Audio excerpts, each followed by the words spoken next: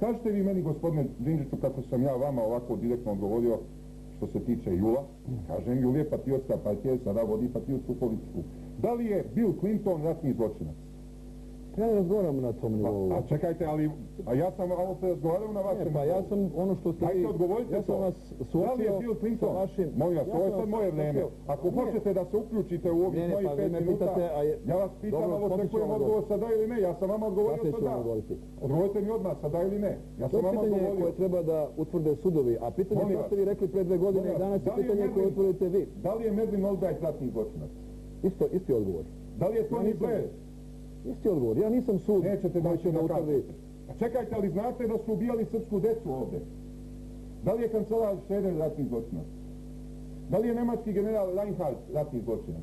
Ovaj za koga se danas utvrdilo da mu je otac bio Gauleiter, nacistički Gauleiter Južne Bavarske. Sad je komandant NATO trupa na Kosovu i Metohiji. Zašto mi ne odgovorite da li su oni ratni zločinci? Odgovorite mi, gospodine Đinđić. Kažete da ili ne? Menjate temu. Pa ne menjam temu, odgovorite mi. Menjate temu. Ja vama postavljam, vi ste meni postavili pitanje. U vezi s onim što ste vi izjavili pre 2 godine, jer ste vi tvrdili da je Srpska radikalna stranka ostala principijalna. Kad sam uhapšen i otišao u zatvor, vi ste podržali režim. I rekli ste Šešelj je dobio što je zaslužio. To je bilo 94. godine. Ne, nije istina.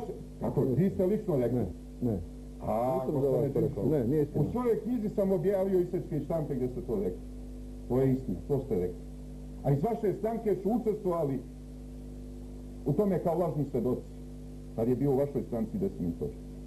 Odgovorite mi sada, da li je Bill Clinton ratni zločinac? To je pitanje, gospodine Šešelj, za sud. Ako vi uzimate za sebe... A koji sud? Za sud koji će da utvrdi ili koji može da utvrdi... Koji sud to sad može da utvrdi? A vi ste sud. A nije, ja ne preuzimam. Problem... Ja cenim na osnovu postupaka. Može i sud da utvrdi da li je neko patriota ili nije patriota po toj vašoj logici. Što onda mene pitate da li je Jul patriota? Neka sud utvrdi da li je Jul patriota. Pitanje zločina je pravno pitanje. Molim vas, nije pitanje zločina je pre svega ljudsko pitanje. Ali pravno pitanje. Pre svega ljudsko. Ja vas treba da budete profesor na pravu. Sa čisto ljudskog aspekta. Da li je Bill Clinton zločinac? Sa čisto ljudskog aspekta. Zanemarite pravo. To ne možete... Problem zločina ne može da se posmatra sa čisto ljudskog. Vi treba da predajete... Izvinite. Gospodine Šešelj, vi treba da predajete pravo studentima. Molim vas, koji sud može da utvrđuje sad za Billa Clintona? Nema sudova. Može da utvrđuje sud u Hagu. Evo, utvrdio je sada ovaj tribunal koji je zasedao u Beogradu. A ko je legitimisao taj tribunal? A ko je legitimisao onaj tribunal koji je sudio... Savet bezbednosti. Koji Savet bezbednosti? Savet bezbednosti je utvrdio sud u Hagu. Molim vas, Nirnberški sud ko je sankcionisao?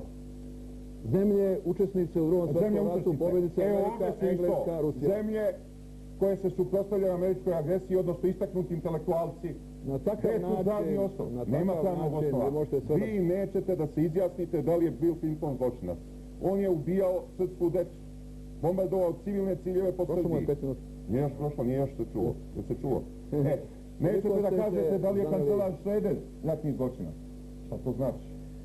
Gospodine Šešelj, vi pokušavate svojom jeftinom demagogijom da svedete pitanje ogromnih ideoloških i političkih promašaja na jeftino ispitivanje koliko anđela stane na jednu iglu, da li je ovo ili ono.